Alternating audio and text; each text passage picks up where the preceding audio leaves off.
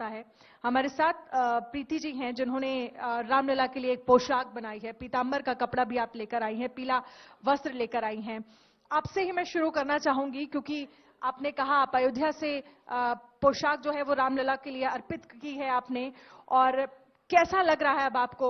ये लग रहा है कि एक तरफ जब टाट से ठाट में रामलला जा रहे हैं, महल में विराजमान हो रहे हैं, और आपने भी एक पोशाक दी है, किस तरह का भाव है और ये विचार आपको कहां से आया? एक दिन अचानक ये विचार मेरे मन में आया कि हम बनारसी साड़ी के ऊपर हम लोग इतना बड़ा काम कर रहे हैं, तो रामलला के भी संग्रह में एक बनारसी पोशाक होनी चाहिए। तो मैंने अपने बुनकर से इस बात को बताया। उन्होंने पीतांबर का वस्त्र जो है बुना, हैंडमेड, उन्होंने हाथ से बुनाई होती है बनारस में, तो हाथ से बुनकर उन्होंने एक पीतांबर वस्त्र बनाया।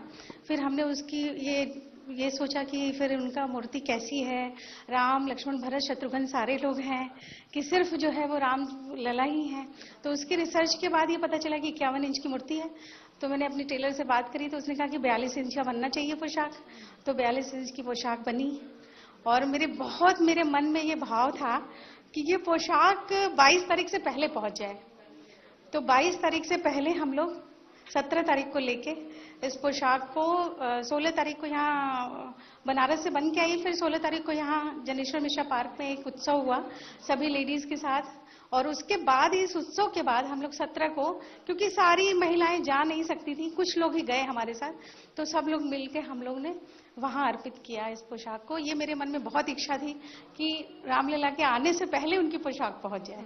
ये जो